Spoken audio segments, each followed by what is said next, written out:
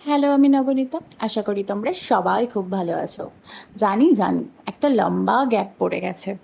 অফিসের কাজ আর শরীরটা খারাপ থাকায় লম্বা গ্যাপটা পড়ে যায়। তো আমরা এটা চলে এসেছি পুরী ডে 1 এর মিনি ব্লগ নিয়ে। চলছি আমরা গন্তব্যস্থলের দিকে, প্রায় পৌঁছেই গেছিলাম। তো ফাইনালি আমরা 8:30 নাগাদ পুরী স্টেশনে আমরা নেমে পড়লাম। শ্বশুর, শাশুড়ি মা আর হাজব্যান্ড সমেত চললাম হোটেলের উদ্দেশ্যে। হোটেলের সব ফর্মালিটিস কমপ্লিট করে করলাম হোটেলে চেক ইন। এটা ছিল আমাদের ব্যালকনি ভিউ। কি সুন্দর! আমাদের ব্যালকনি থেকে পুরী সি বিচটা পুরো দেখা যাচ্ছিল।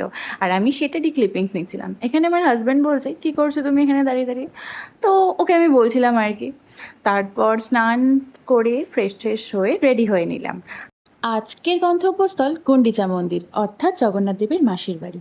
এখানে আমরা রেডি টেডি হয়ে নিচে চলে গেছিলাম ব্রেকফাস্ট করতে। ব্রেকফাস্টের ক্লিপিংস আর নেওয়া হয়নি অ্যাজ ইউজুয়াল, আমি তো ক্লিপিংস নিতেই ভুলে যাই। তারপর চললাম ব্রেকফাস্ট করে গুন্ডিচা মন্দিরের উদ্দেশ্যে।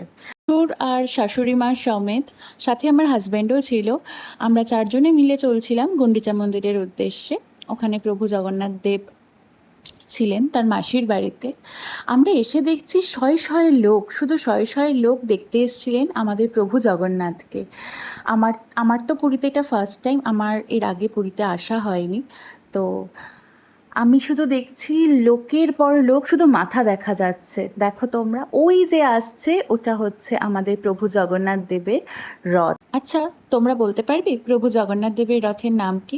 এবং প্রভু জগন্নাথ দেবের যে রথের দড়িটি আছে তার নাম কি? যদি জেনে থাকো তাহলে অবশ্যই কমেন্টে জানাবে।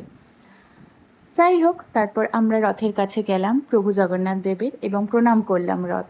আমরা ভাবছিলাম যে আগে গুন্ডিচা মন্দিরে যাব নাকি আগে এদিকে রথটা প্রণাম করে তারপর যাব, এইসব নিয়ে আলোচনা করছিলাম। কারণ ওখানে গুন্ডিচা মন্দিরের ভেতরে জুতো, ফোন, ব্যাগ কিছু নিয়ে অ্যালাউ নেই।